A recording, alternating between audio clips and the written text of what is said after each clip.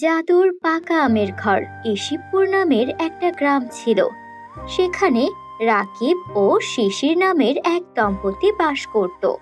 রাকিব ছিল একটা মাতাল লোক। সে মদ খেয়ে এসে মাতলামো করত, আর তার স্ত্রী শিশিরকে ধরে মারধর করত। কোনো কাজকর্ম করত না। এই জন্য রাকিবের মাও রাকিবকে নিয়ে খুব চিন্তা করত, আর তার ছেলের বৌমাকে বোঝানোর চেষ্টা করত যেন সে একটু ধৈর্য ধরে অপেক্ষা করে। বন্ধুরা, তোমরা যারা গল্পটি দেখছো তোমাদের নাম কমেন্টে লিখে জানাও। বৌমা, আমি জানি আমার ছেলেটার সঙ্গে সংসার করতে তোমার অনেক কষ্ট হইতাছে, কিন্তু আমি কি করবো কও? আমার একমাত্র পোলা, আমি ওরে ছোট থাইকা অনেক আদর যত্ন কইরা বড় করছি। আমি অনেক চাইতাম ও পড়ালেখা কইরা মানুষ হইব, কিন্তু ও মানুষ হয় নাই। ওর বাপ অনেক ভালো মানুষ ছিল, মানুষের সঙ্গে ভালো আচরণ করত, সৎ পথে টাকা কামাইতো। কিন্তু আমার পোলা রাকিব কেন যে এমন হইল?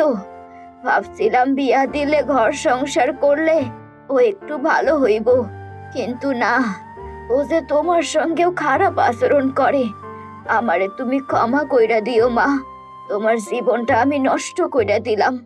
না মা, এভাবে কেন বলছেন? এতে তো আপনার কোনো দোষ নেই। আপনার ছেলে মাতাল হয়েছে হয়তো তার বন্ধু বান্ধবদের সঙ্গে মিশে। ভালো ভালো ছেলেরাও খারাপ বন্ধুদের পাল্লায় পড়ে নষ্ট হয়ে যায়। কিন্তু আমি অনেক চেষ্টা করব যেন আমার স্বামী এই মাতলামো থেকে ফিরে আসে। সে যেন আর মদ না খায়, সুস্থ স্বাভাবিক জীবন যাপন করতে পারে। আর তাছাড়া মা, আমি গর্ভবতী। 2 দিন পর আমার কোলজোড়ো একটা সন্তান আসবে। তখন ওকে ওর মাতাল বাবাকে দেখে আমাকে কি প্রশ্ন করবে বলেন? মা, আপনিও চেষ্টা করেন, আমিও চেষ্টা করি যেন ও সুস্থ স্বাভাবিক জীবনে ফিরে আসে। ও এমনিতে কিন্তু ভালো, কিন্তু যখন মদ খায় তখন ওর আর কিছুতেই হুঁশ থাকে না। তখন মাতলামো করতে শুরু করে। গতকালও আমাকে অনেক মেরেছে। কিন্তু মা, এখন তো আমি গর্ভবতী। এখন যদি ও আমাকে মারধর করে তাহলে যে আমার সন্তানেরও ক্ষতি হয়ে যাবে। তাই আমি ভাবছিলাম আমি কিছুদিনের জন্য আমার বাপের বাড়িতে চলে যাব। আমার সন্তানটা আগে হোক, তারপর না হয় আমি ফিরে আসব। বৌমা, আমি তো চাই আমার প্রথম নাতি নাতনি কিছু একটা হবে, সে এই বাড়িতে থেকেই হোক। কিন্তু তুমি যেটা বলেছো সেটাও তো ঠিক। তুমি যদি না যাও, আমার ছেলে মদ খেয়ে মাতাল হয়ে এসে কখন কি ক্ষতি করে ফেলে তা তো বলা যায় না। ঠিক আছে মা, তুমি যাও, আমাকে নিয়ে চিন্তা করতে হবে না। আমি কোনো রকমে দিন কাটিয়ে দেব। হাজার হোক, আমার মাতাল ছেলেটা তো আর নিজের মাকে মারধর করবে না, সে আমি ঠিক সামলে নেব। তোমার সন্তানটা যেন সুস্থ নিরাপদে হয়, এটাই আমার বড় চাওয়া। রাকিব তখন বাসায় এসেছিল। ও যখন মদ খেয়ে মাতলামো করতো তখন ওর কোনো কিছু খেয়াল থাকতো না। কিন্তু বাসায় এসে নিজের মা আর স্ত্রীর মুখে এসব কথা শুনে ওর বড্ড খারাপ লাগলো, আর নিচে নিচে অনুতপ্ত হতে লাগলো।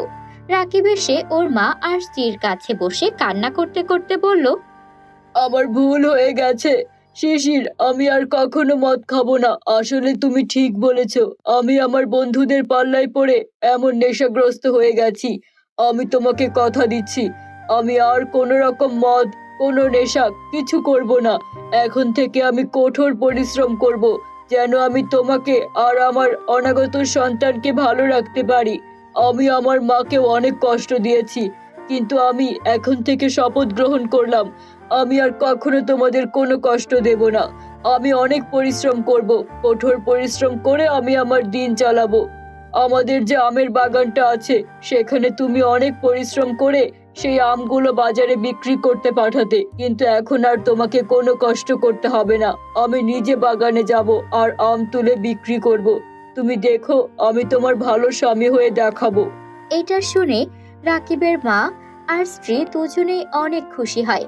রাকিবও কাজ করতে শুরু করে। এদিকে রাকিব মাতাল হওয়া ছেড়ে দিয়েছে দেখে রাকিবের বন্ধুরা হিংসা করতে শুরু করে। এই দেখেছিস, আমাদের রাকিব এখন আর আমাদের সঙ্গে মদ খেতে আসে না। ও নাকি এখন ভালো হয়ে গেছে। দেখলাম বাজারে আম বিক্রি করতে যায়। না না, এটা তো হতে দেওয়া যায় না। আমরা যেমন আমাদের জীবনটাকে নষ্ট করেছি, আমাদের বউ, আমাদের বাচ্চা সব আমাদেরকে ছেড়ে চলে গেছে, আর এই রাকিব এখন স্ত্রী আর মাকে নিয়ে সুখে সংসার করবে? এটা আমরা কিছুতেই হতে দেব না। আজকে রাতেই রাকিবকে এমন ভাবে মারবো যেন ও কোনো কাজ করার অবস্থানেই না থাকে। ওকে মারতে মারতে ওর হাত পা ভেঙে ফেলে দেব। খুব শখ হয়েছে না সুন্দর করে জীবন যাপন করার? আমরা যদি এভাবে নষ্ট জীবন যাপন করি, ওকে আমরা ভালো থাকতে দেব? কখনোই না। আজ রাতে ওকে একা পেলেই ওকে আমরা মেরে শেষ করে দেব। রাকিবের বন্ধুরা অনেক হিংসুটে আর খারাপ স্বভাবের ছিল। ওরা রাকিবের এমন উন্নয়ন কোনোভাবেই সহ্য করতে পারছিল না। তাই ওরা ঠিক করলো রাতের মধ্যেই রাকিবকে মেরে ফেলবে।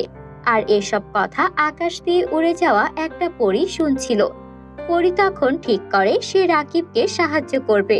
রাতে যখন রাকিবের বন্ধুরা রাকিবকে মারার জন্য আসে, তখন সেখানে পরী এসে যায় আর বলে, তোমরা এত খারাপ, যাদেরকে তোমরা বন্ধু ভাবো তাদেরকে তোমরা হিংসে করো। রাকিব নিজের স্ত্রী আর মায়ের কথা ভেবে একটা সুন্দর জীবন যাপন করতে চাইছে, কোথায় তোমরা খুশি হবে?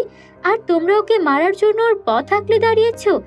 আজকে তো তোমাকে আমি উচিত শিক্ষা দেব।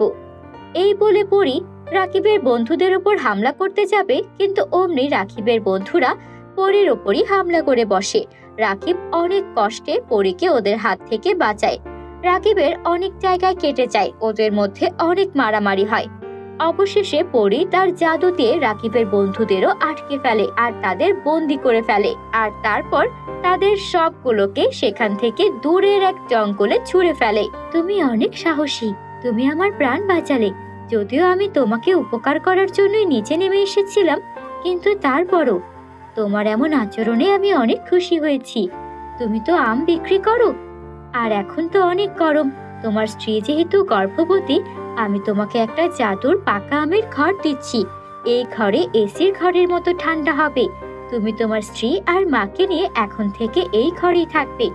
আর কোনো খারাপ মানুষ তোমার যদি কোনো ক্ষতি করতে আসে, তারা কোনো রকম ক্ষতি করতে পারবে না। এই ঘর তোমাদের সব ধরনের সাহায্য করবে। আর এই ঘরে থাকলে তোমার স্ত্রী সুস্থ নিরাপদভাবে তার সন্তানের জন্ম দিতে পারবে। এখন থেকে এভাবেই ভালো থেকো। তুমি যে তোমার স্ত্রী আর মায়ের কথা ভেবে এভাবে তোমার নেশাকে ছাড়তে পেরেছো, এর জন্য এটা তোমার সামান্য উপহার। পরী তার জাদুর কাঠি ঘোরালো আর একটা জাদুর পাকা আমের ঘর রাকিবকে উপহার দিল। এরপর থেকে রাকিব ওর মা আর স্ত্রীকে নিয়ে সেই জাদুর পাকা আমের ঘরেই সুখে শান্তিতে জীবন কাটাতে শুরু করলো। বন্ধুরা, গল্পটি তোমাদের কাছে কেমন লেগেছে কমেন্টে লিখে জানাতে ভুলো না যেন।